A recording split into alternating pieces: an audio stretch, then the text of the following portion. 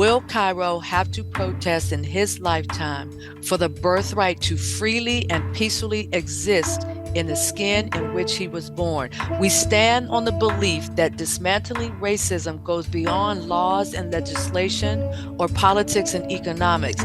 Here, anti-racism activation is presented as an inside job where personal transformation and accountability impact social change. So take a seat at the anti-racism activation table with Inflection Point Podcast. So here we are again with another exciting episode of Inflection Point Podcast in 2024. This is the spot where we are dedicated to the art of listening and authentic conversation. We challenge our audience to listen actively and intentionally for the purpose of self-awareness, understanding, personal transformation, and ultimately social impact. Our theme for 2024 is community conversations. And here's a quick hello from co-hosts Mavis and Gail. Hello, Ms. Bauman. Welcome. Hi, I'm Gail Hunter, and welcome to this evening's program. Wonderful, wonderful, wonderful. So if you caught the very first episode in January, you know that we have been talking about the Kwanzaa, the 7 Kwanzaa principles and the Nguzo Saba and all of that. And so we started off in the last episode with the first 2 principles. And in this episode, we're going to continue with the next 3. So each one of us is going to take one particular value, one particular principle, and really talk about that principle in terms of its overall definition, but also in terms of what is our personal experience in that particular principle, in the application, I should say, of that particular principle. So it's a really exciting conversation that I'm happy that we are having. And at this point, I'm going to turn it over to Mavis for our very first segment, and she's going to talk about collective work and responsibility, or Ujima. Mavis, take it away. Great. Thanks, Anita. Hello, everybody, again. This whole concept of Kwanzaa it's just been such a fun discovery for me. I know how memories get distorted over time, but the first time I heard about Kwanzaa, somehow there was kind of a negative association with it, like it was a competition with Christmas or something, or that it was in fact another religious kind of practice. But in fact, it has nothing to do with that. And I just love the principles of Kwanzaa. I think they're just so applicable to everyone's life. So I'm going to talk about the third principle, Ujima, as Anita said, and it is celebrated on the third day of Kwanzaa, usually December 28th. It is a commitment to active and informed togetherness on matters of common interest. Now, there are a few definitions or a few ways of saying that, so I wanted to share those with you. Another definition is to build and maintain our community together and make our brothers and sisters, and that means all people, make our brothers and sisters' problems our problems and to solve them together. It is a day to honor the power of working together to build and maintain our community, solve common problems for mutual benefit. So another piece I read about Ujima, the fellow that started it, his name was Dr. I'm coming up on it here, just a second. You have it in your head, Anita? The fellow that started it in 1966 as a practice for the African American community to connect to each other. Anyway, part of what he said is Dr. that... Moringa. Dr. Moringa? Yes, thank you. Thank you. It is also, Ujima's third practice is also a recognition and respect for the fact that without collective work and struggle, progress is impossible and liberation is unthinkable. So I just want to take a second here and chat about, what does collective work mean? What does collective responsibility mean? I like to think, they've used several examples in the research that I did. Simple ones like getting together and forming a community garden. Everybody works and everybody enjoys the fruits of the labor. They take responsibility for the plants, to water them, to nurture them. Another simple idea is to go visit the elderly in your community, to take care of people around you. There's so many simple ways. I'll come up against more of those as I scroll through my notes. But anyway, I love the idea that progress is impossible and liberation unthinkable. That reminds me of the African principle, Ubuntu, too, right? That we are, I am because you are, sort of thing. So there's another little explanation here I liked. Moreover, the principle of Ujima supports the fundamental assumption that African is not just an identity, but also a destiny and a duty, a responsibility. In other words, our collective identity in the long run is a collective future. Thus, there is a need and obligation for us as self-conscious and committed people to shape our future with our own minds and hands and share its hardships and benefits. I love the idea that this responsibility extends to not only what we're doing, but who we are and how we're connected to each other. If you've ever done a project with somebody, you really get to know them and you get to care about them, sometimes not like them so much, but realize the resources that they bring to the table. So it's an excellent idea of connecting within a community. Ujima also means that we accept the fact that we are collectively responsible for our failures and setbacks, as well as our victories and achievements.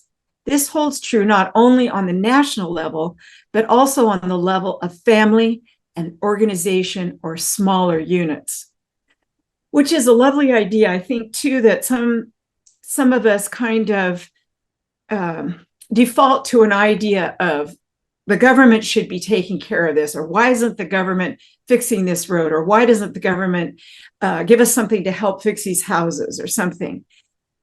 We have the power in each of us to tap those resources, our own personal resources, strength, skills, and so on, to solve a lot of problems. Such a commitment implies and encourages a vigorous capacity for self-criticism and self-correction, which is indispensable to our strength and defense and development as a people. So just moving on into the idea and, giving examples, because collective work just seems a little bit vague. Like I said, one lady uses as an example, checking on the elderly during a winter storm, or volunteering for a local nonprofit. This, expands on that we are responsible for each other. I've certainly noticed in my community that some of that happens, but in the community where I grew up, a lot of it happened. No older person had to shovel their driveway. No older person had to mow their lawn. There was that sense of each other and the sense of community. I watched one quick video about a woman whose father demonstrated it this way to her. One time each year, he would get all the neighborhood kids together and say, we're going to clean our area of town. And he would give them, the sacks, tools, whatever they needed. And afterwards, he would cook hot dogs and put music on in the yard, and they would dance together. That's just a lovely way to, certainly at this point, bring kids out of their houses, get kids away from their devices, and to meet each other. Nobody has to feel alone in that situation. But also, I thought about how this dad doing this is another example of Sankofa leadership. We've talked about a lot last year, this idea of general leadership, modeling how we want generations to behave in the future, to receive what we've learned, to tap into that, and to build on it. So I thought that was a lovely idea. One other little story I saw is the woman's name was Charlie the Prophet. And she did a YouTube during COVID, and that brought out some other kinds of ideas in terms of collective work. that time when we were all isolated.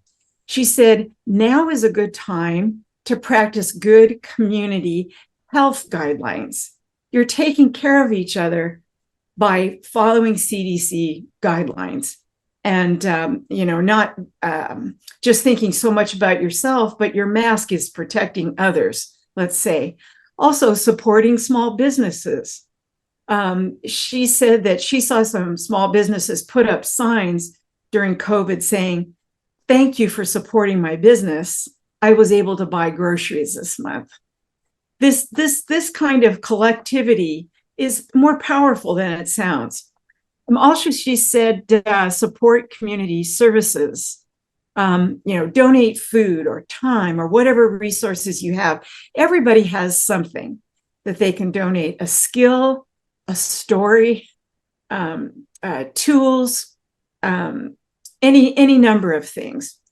So it says, find out what charities are important to you and support them. So this kind of brings me to my own experience with community work. You've probably heard me talk about my own organization called Seed a Better Life. I became interested in Rwanda, it's 15 years ago now, because of how they worked together after the genocide to forgive each other. And I was really pulled into that culture, and I still feel a very deep connection with how they work with each other in a country that has such a violent past. It's really incredible. So my organization is taking care of our brothers and sisters in Rwanda by we raise money for food and education and medical care. We help them get transportation if they are lacking something like milk because they've got ulcers or something. We meet individual needs too, and it's really made a difference for these kids. They've been able to stay in school. I wanted to say that a lot of people have asked me, why Rwanda? When there are kids who need whatever I have to give locally. That's a long story, but the important thing is to think of our community as the world, really. Whatever we do has the effect of spreading. Another thing about Rwanda that is so cool is they have this practice called Umuganda. It takes place the last Saturday every month, and all adult Rwandans are asked to participate in mandatory community improvement projects, including cleaning the streets, repairing public facilities, and building homes for the vulnerable.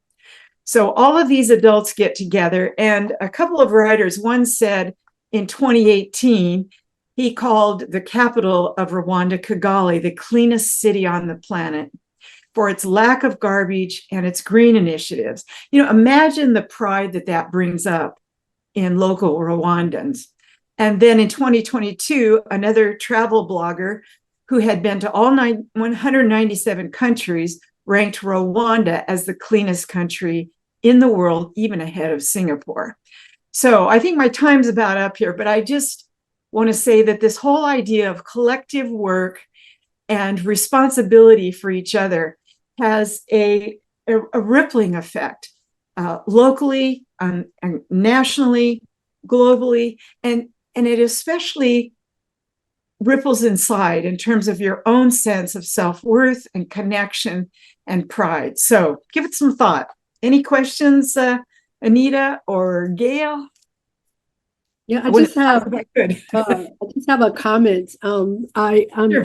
happy to say that the work that Mavis just described, I had the opportunity to travel with her to Rwanda back in 2011, and it was one of the transformative experiences of my life, and for exactly some of the reasons that she talked about.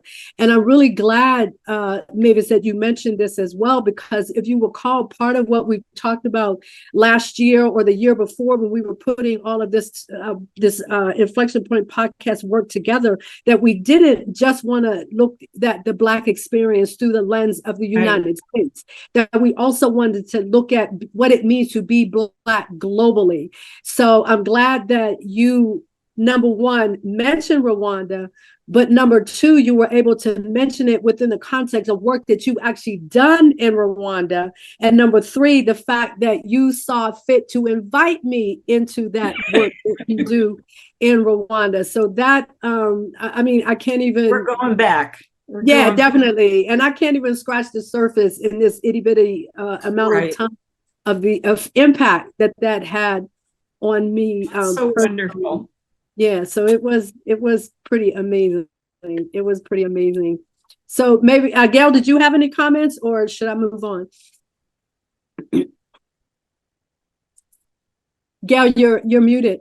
Yeah, so I just said that the experience that you created for yourself, and obviously Anita too, is just incredible. And it just is a picture of how we all can do something like that. Maybe whether on that scale or a smaller scale. But that was pretty amazing. It's really small, but it's not so much anymore. No, you think one person can only one do person. a little. Exactly. But that one person connects to another and another. Exactly. Absolutely. So before I jump into the principle of Ujamaa, I do want to go back, because I apologize that I mispronounced the name of the founder of Kwanzaa. It's actually Dr. Karenga. So I wanted to go back and correct that misstep there. And so what I am excited to talk about is the next principle, which is Ujamaa. And the reason I'm so excited to talk about Ujamaa, which the basic meaning is cooperative economics, is because I can speak directly to an organization, a nonprofit organization right here in the city of Pittsburgh, in the historic Hill District, that is called the Ujamaa Collective. And it is absolutely one of my favorite spaces to be in. And so just to give you a definition, Ujamaa, it means cooperative economics. And by definition, it means to build and maintain our own stores, shops, and other businesses, and to profit from them together. So if you listen to one of the earlier episodes when we were talking about the Greenwood community in Tulsa, Oklahoma, that was a perfect example of the Ujamaa principle in action, because we had our own stores, we had our own shops, and not necessarily because we didn't want to do business with other people or to interact with individuals outside of that community. We were forced into it because of segregation and all of that. And so the beauty of it is, while segregation, we were surrounded in that community, surrounded by segregation, but something beautiful came out of it. And that beautiful thing that came out of it is representative of what Ujamaa actually looks like.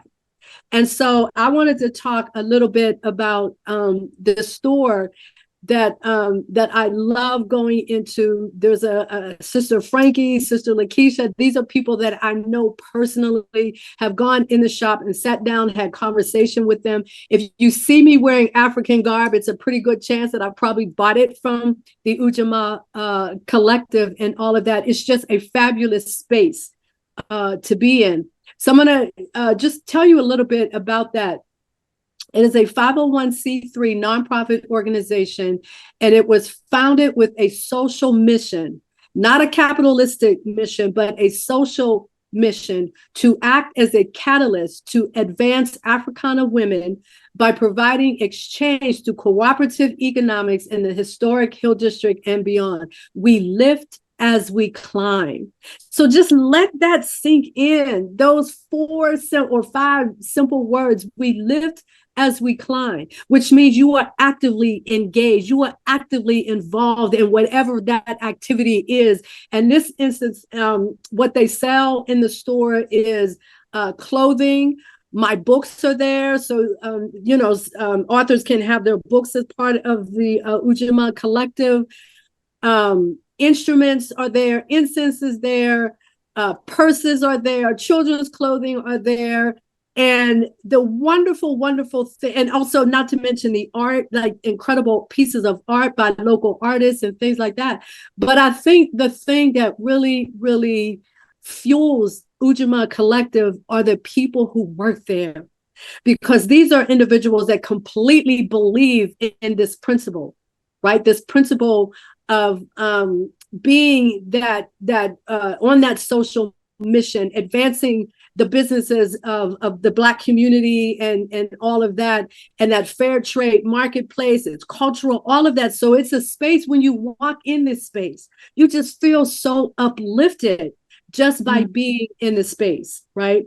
And I have the fortune of knowing them personally, and I have a really big event that's coming up later on this year, and I asked Frankie to actually be the coordinator of that event for me. And so I'm saying all of that to say that Ujima Collective is not just about selling stuff. It's not just about being a place where you go and you can purchase something. You can go and you can be in relationship with people. You can go and you can feel good about being in that space, because they make that space very inviting. And they make that space exactly as it says here, building and maintaining our stores, our shops. They do classes in that space. It's just amazing. I love being there. And I think, Gail, I'm not sure if you've actually been there before, but you do know. I know, the yes, space I know where it is. Yes. Yeah. That I'm referring to. And they are an example of what true cooperative economics actually looks like. And I mentioned earlier this idea of our show reflecting what it means to be Black globally. I stopped over there the other day because I wanted to sit down and have a conversation with Frankie about this event that she'll be coordinating with me. And lo and behold, she wasn't even there because she was in South Africa. And so I have to wait until she comes back. And so the point being that it's not just about the local, they're global. They have a global presence. They touch places like Tanzania. They get products from people that live and work in Tanzania. They, like, as I mentioned, they I think they're back now, but recently on a trip to South Africa.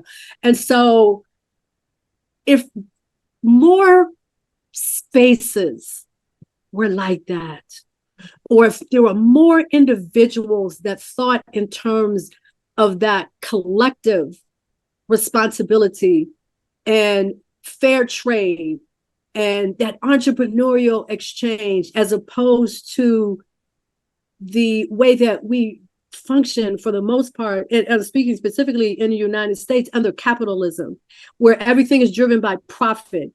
And when the profits aren't enough, the first thing they do is lay people off, because that's one of the fallbacks. When we're not making the money that we want, we need to lay people off.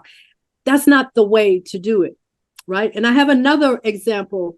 It is an organization called the Guba Diaspora Network, and their platform is their objective is to create a platform for information sharing and networking, and to build a skills-based database of talent from around the world, and to form a community of impact and give back to the motherland. So this is one of those examples of being Black globally. This is in the country of Ghana. And I'm looking at my other screen now because I want to share a video that I have watched the other day. And one of the things that the people involved in this network that they do is they talk about people who, for example, have been a part of the diaspora and they've come back to Ghana. And so here's an example of a young woman who was Ghanaian, but was raised, she may have been born actually in Britain, but her parents immigrated to Britain, and she grew up there and, was educated there and everything. But when she got older, And I don't even think this woman is in her 40s yet, right? But she decided that she was going to go back to Ghana. So her name is Ama Mensah. And this is how she's described: a trailblazing social innovator. In 2020, she returned home, that is to Ghana, and took over one of West Africa's largest organic farms and distilleries, producing sugarcane, cashew, rum, and brandy. She is the founder of the world's first, let me say that again, the world's first African luxury rum brand from Ghana, and it's called Reign, not RAIN, but Reign, REIGN, right? And it is created at a 2,000-acre certified organic farm and distillery in the Asante Kingdom, a powerful recognition of African royalty, culture, and values. Here's the really exciting part. In the first 2 years, she sold 20,000 plus liters of rum, halved the country's losses, and simultaneously, listen to this, simultaneously increased the salaries of African farmers by 50%. Gosh. These are people that work for her. Can you believe that? This is an individual that sees the value, not just of the product line, not just of the marketing, not just of the finances, but of the individuals who collectively and cooperatively make this possible. So when I hear, conversations about the economics in the United States and the economy, and what was that thing? Is the economy stupid? That's the most important? No, not necessarily. It's the way that we interact with one another within the context of that economy, because it doesn't have to be the way that it is. The way that it is just one of the ways that it could be. And so what I'm presenting here is different examples of real life experiences, real life cooperative economic cooperativity in the making, in the works, right under our noses. I can get in my car and in 15 minutes, I can be at Ujamaa Collective. And I would love to go to Ghana and visit this distillery. So I'm going to have to add that to my bucket list of transformative travel adventures that I have. But the point being, these things are possible. These things are possible. And I think we need to stop tricking ourselves into believing that what we have and what we do is the only thing that we have, the only thing that's possible. All you have to do is take the blinders off and look at things that are happening outside of your purview. What are those things that are happening outside of your boundary, outside of your community? Things and people that are happening in very, very powerful kind of ways. That's where we need to be. And I believe we need to also take a break at this point. So when we come back, Mavis and Gail, I'd like to get some of your, just briefly, some of your thoughts before we move into Gail's portion. So at this point, we'll take a quick break and then we'll come back and resume the community conversation.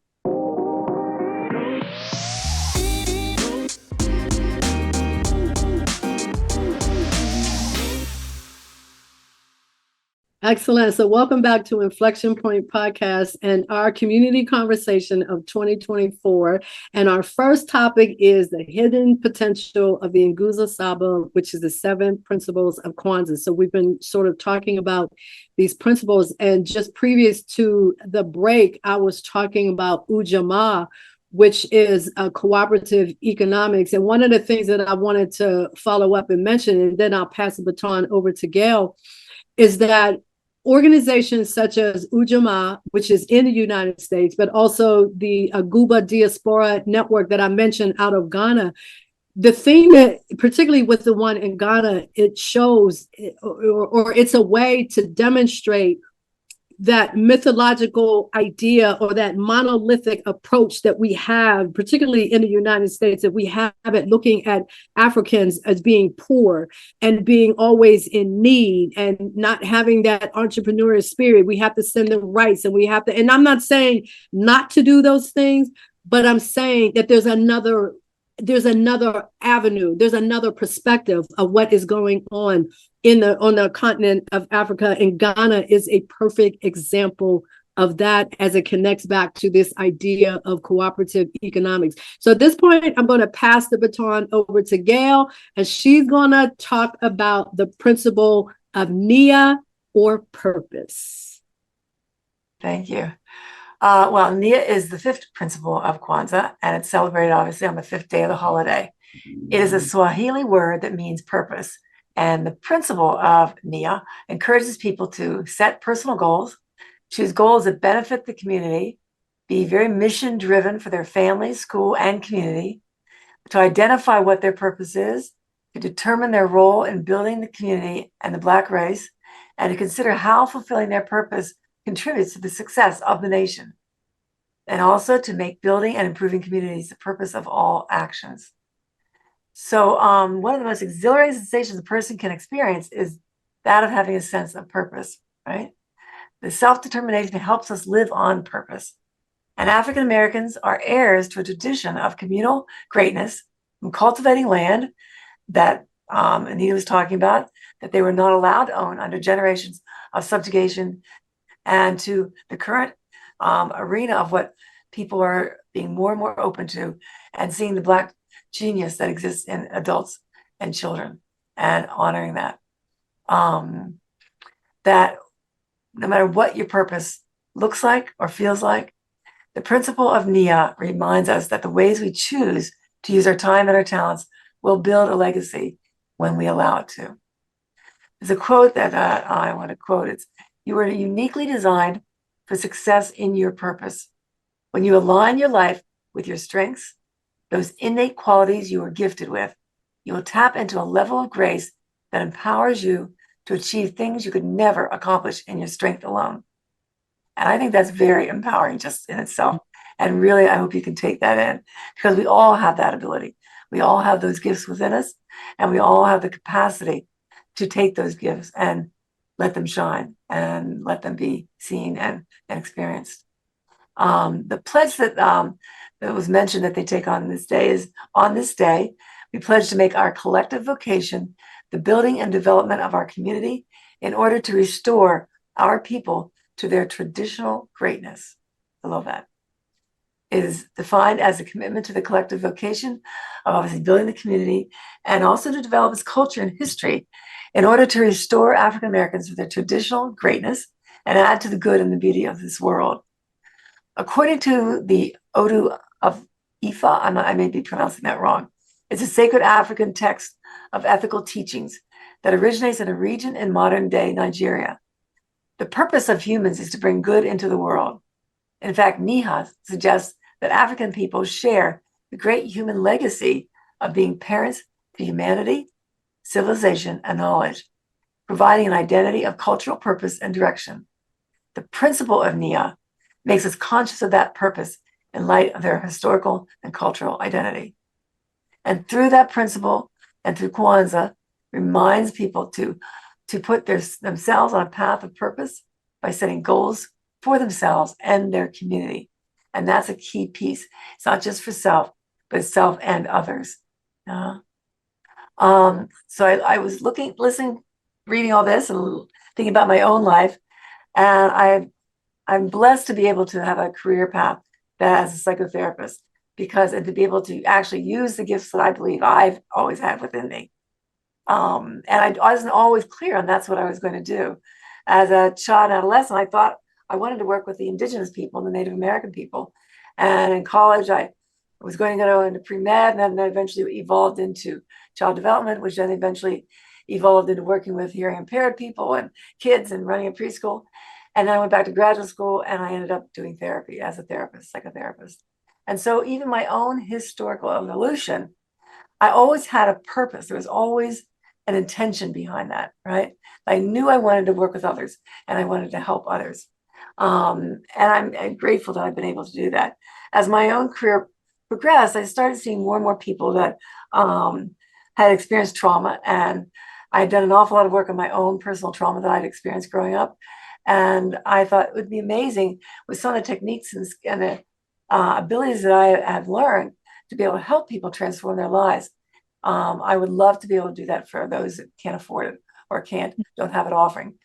And so one summer I was on a beach and I had this vision from God, I believe, of seeing a holistic wellness center that was going to be able to address the clinical piece and the wellness piece and the spiritual aspect, and it would be open to everyone in somewhere in the inner city. And so I was telling Anita that the first place we looked at to find the center was actually in the Hill District, which is what she was describing before, the part of Pittsburgh. But I didn't know how to find the money and get the money, so we couldn't do it there. So we actually don't even have a physical center yet. We have a virtual center. But what we have done is we've provided a youth program for kids during the summertime and throughout the year. We've worked with the intermediate unit in providing access to holistic abilities and techniques to be able to use for kids who have emotional and behavioral issues. We've provided a wellness and lecture series and specific events that we've had throughout the last few years, actually 10 years. And we've also had some really national guest speakers. And we've had Anita as a presenter for her mastermind series on anti-racism. And this all kind of evolved from that 10-week course, I think, and us talking about some things, and my suggestion that you need to take this on the road, and think that she'd asked me to be on it. So my point is that when you have that direction, you have that purpose, that it can play out in many different ways, as it has in my own life. And it's listening to the gifts that you've received and that are always there within us. We come here with everything we need to have.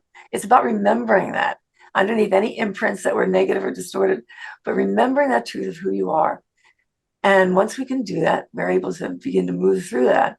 We can begin to see the possibilities that can manifest, and that can be endless. And so I've lived my life, I believe, with purpose and with intention. I believe I've lived it with accessing as many of the gifts that I believe I've had and been blessed with. And I can see the work beginning to reach out to more and more people in the nonprofit that I started. So it's exciting, and it can take turns and twists, and that's okay. But the main purpose or intention has always been able to be maintained, and be pretty directive. I don't know if either one of you have any questions, or I could go on talking about but purpose is one of those concepts that is universal, right? Yeah, right. And I think the three of us and how we have come together to produce this show, right, very purposely driven. Yes. But we all came from three different paths. Very different. But those three different paths, driven by our own personally recognized purpose, brought us into this common space to deliver the work that we're doing together, which took on a whole other level of purpose. So that's one of my favorite words. Yeah. You know what I keep hearing these days, and for a long time, is I don't know what my purpose is. Here's a class on how to find your purpose. And I'm sure that that's what some people experience, but I kind of resonate with Gail in that I just have felt the sense of it my whole life, even in things that I rejected, that I knew weren't right, or I knew I didn't want to do, angled me toward a show like this. Yeah. And it's a real blessing to know that you know your purpose. That's right. And sometimes it just takes starting to ask yourself, what are you passionate about, right? What is important to you about wanting to give back? If you could give back to even your community or your neighborhood or whatever, how would you manifest that? What would you choose? And based on what you're passionate about. It could be so many different things, right? That we've listed, and then many more that we've not. So it just can start with just looking within yourself and just honoring what you're passionate about and what do you know that you're good at doing? What do you enjoy doing? What do you find joy in? And starting there. You know what I liked when you started talking, Gail, these principles start out talking about a focus on community and family, right? The negation of self, but it's always all about, well, mostly about community. And that is kind of antithetical to the way we're living now in this country. You know, I was talking earlier about how individualistic we are, and I'm the guiltiest. I'm the guiltiest. I live alone. I do a lot by myself. And I just, it's forced me to think, what am I missing? What could I be giving if I got out of that mindset? And Kwanzaa is all about that. That's right. It's all about connection. Yeah. Yeah. It's all about one of the things that I really, when I think about the word purpose also, is like I started thinking about this, Gail, when you said how people will take a class on finding your purpose and all of that. And I hope that in those classes, one of the very, very first things that a person becomes aware of is that purpose is something that folds. It like unfolds over the course of time. It's like when you watch those time lapse things with the flowers that are unfolding. That's how purpose is. So purpose isn't necessarily this one point in time where you realize, oh my God, this is what I'm supposed to do, and bam, you go out and do it. It's an evolution. That's right. And that's why it's important. Some of the things that you said, Gail, is for you to really, and Mavis, for you to really know yourself. That's right. What are those things that drive you? What are those things that make you angry? What are those things that fill you with joy when you're out and about and you're connecting with people? Notice, what are you thinking and feeling inside of you when you see that little kid across the street and he's just riding his bicycle or whatever? And so the point that I'm making is just being open to humanity and being open to life and understanding what are those things that really, really are meaningful to you. And buried inside of there is where you can find purpose. And purpose evolves over the course of time. It does. Just as I described in my life. It's exactly in different ways, yet it maintained a similarity through all those different parts of my life. And you also want to look at what gets you fired up. You know, when I was in college this was 69 to 73, right? And so we were protesting and we were against many issues and including the civil rights and the feminism and the Vietnam War. But that was a passionate feeling that I was always seeking what was truth. And I was always seeking what was going to be just. Right. And so that became a passion for me, and that I can play that out in various parts of my life. And so there you can find that purpose by just really, as you said, looking within yourself, looking in that mirror. Exactly.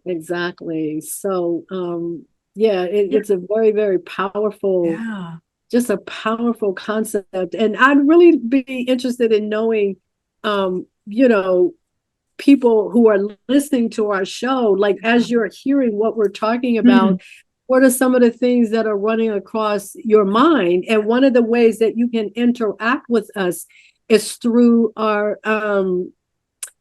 private Facebook page. So we actually have an Inflection Point podcast private Facebook group. And the whole point of that is to engage in conversation with us, but also with other people. And whatever your questions are, whatever your comments are, we would really be interested in hearing from the people who are listening to our show. And what has that experience been like for you? Because as I mentioned, we're very purposeful in what it is we do, why we do what we do, how we do it, and all of that. But I think one of the things that's missing for us is trying to get a better sense of how people are receiving what we're saying and what is the impact possibly that we might be having on folks kind of out there who are listening to us. Yeah, exactly. So, and the collective wisdom that may come from that. Mhm. When other people put down their comments, it can really be inspiring and informative. I was just thinking about how, again, when people talk about purpose, as if it's on a multiple choice exam or something. Right. Yeah. You know, I'm so glad that you both, Gail and Anita, you know, elaborated on it as an evolution and an unfolding and kind of a crooked path. Mhm. But I just think it's the one thing everybody needs to feel peaceful and you know, kind of directed in their life. I might have told you about a boss I had years ago who listened to me talk about the things that I was passionate about, and I was, you know, railing on one subject or another, and he said, "Okay, I've heard you." He said, "Now pick one."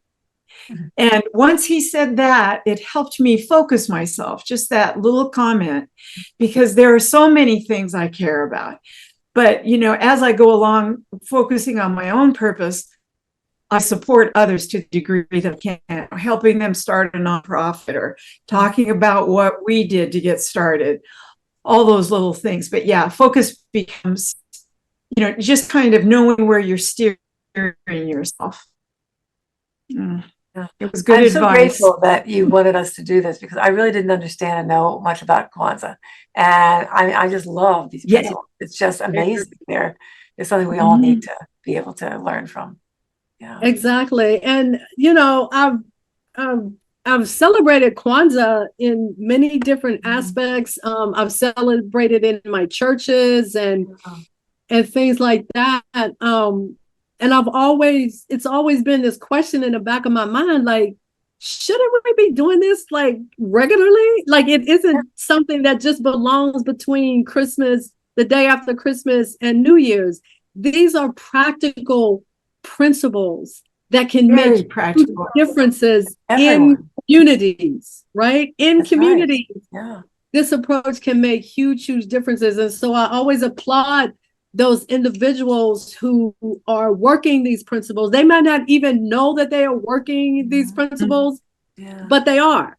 Yeah. But they are. And I think the more these principles become visible, the more they're talked about, the more people learn about them, we can start to see that it is possible to actually do things differently and be successful in a more cooperative type of environment than, as Mavis mentioned, we are so individualistic. And there's nothing wrong with individualism in terms of knowing who you are and your identity and all of that. But the problem starts to come in when we start to isolate ourselves. And we isolate ourselves by educational group or what you do professionally or what community you live in a Black community, the Hispanic community. Do you live in, you know, the white privileged community? So we divvy ourselves up in such a way that it just ends up being damaging. I mean, I've been alive for quite a while and seeing, you know, the different evolution of things. And I would say where we are right now in the United States is the worst that I've ever seen it in my whole entire six decades of living. This is the worst. But I think at the same time, it's a golden opportunity. It's almost like this is our golden decade or something for us to really look at our past, reconcile the past, acknowledge the past. Don't try to hide from it. Don't try to, you know, continue to feel uncomfortable about it. We have to face it. And we have to start looking at alternatives. We have to start looking at things more equitably, right? We have to start looking at things in a more just kind of way because we're not in a good place right now. No, it's like taking the words of what democracy is and actually listening and looking at them and seeing where we need to be in order to honor that, in order to have that be here in this country, in our lives. But it's really investigating, really looking and exploring that. Yeah, I have a question. So if this if Kwanzaa was originally conceived to support African identity, what do you ladies think about the involvement of all people in Kwanzaa? Would that be cool or not cool? No, my answer to that question is it's grounded in these African principles. Right. But that doesn't mean it's isolated to those exclusive, African right. principles, or that it's isolated to this particular Yeah. a group of people or country or whatever, because the principles make sense. Yes. That We is need to They all make live by them. sense. Yes. across communities, they make sense. That's Across right. communities, absolutely. Across communities, across any division that you can think of, these principles have the capacity to kind of cross those lines and bring people together in a very different kind of way. I mean, can you imagine? Just close your eyes and just imagine what the United States could look like if the idea of race did not exist. That's right. That's right. If the idea of race Is an idea. did not exist. Mhm. If it was replaced by cooperative economics, if it was replaced by, the principles of Kwanzaa, purpose, community thinking, self-determination, and all of that. But Connection, again, there are people who might look at the term self-determination and say, well, isn't that just individualism? No, it isn't. No. Because individualism to me is often at the sacrifice of other people. Right. Usually Whereas disconnection. self-determination means I have to own and be accountable for my life. That's right. And the decisions and the choices that I make in my life, that someone outside of me is not setting the stage for what my life could, should, or would look like. So that's what the difference is. The woman that you talked about that went back to Ghana, right? She was very self-determined, and she went there. Exactly. And, she was not about being self-centered at all. I mean, can you imagine businesses in the United States starting a business with the intention of increasing their employees' salaries? I mean, exactly, by 50%. 50%, right. Right. Yes. Yeah. Well, so we're quickly running out of time. I just got flagged and everything. So I want to leave us with this closing quote, and it's actually a plantation that was turned into this historical educational space, right? And it's Black folks, white folks that came together and created, and it's called the Solderly, right? And this quote, I just want to read this quote. This is from one of the members of the historical society. We appreciate how Solderly has expanded its mission beyond the historic house and grounds to include the site's relationship to larger threads of American history and culture. The recent work to research, preserve, and present the stories of African Americans at Solderly is not only important, but critical to our understanding of Southern Maryland's past and present. Supporting Solderly is an investment in the future. And isn't that what all of this is talking about? The Nguzo Saba principles? It's about investing in the future. Right. And as always, I relate this back to the Cairo question. Will 3-year-old Cairo have to protest in his lifetime for the birthright to freely and peacefully exist in the skin in which he was born? And as always, the final question is, what will you do to ensure that Cairo and his contemporaries have that birthright to freely and peacefully exist in the skin in which they were born? So we thank you for joining us on this episode of Inflection Point podcast right here on Transformation Talk Radio. We are here every first and third Wednesday at 3 p.m. Pacific time, 6 p.m. Eastern time. And we are excited to see you in this new year. We're immersing ourselves in this new theme called Community Conversations. So we will see you the next time on Inflection Point podcast. Thank you for listening to Inflection Point Podcast, where our mantra is cultivating change from the inside out. The journey towards anti-racism and social change doesn't stop here. Truth, reconciliation, and healing come from ongoing, open, honest, and deliberate conversations. Continue to dive in and deconstruct your thoughts, ideas, and beliefs as we band together to manifest social change.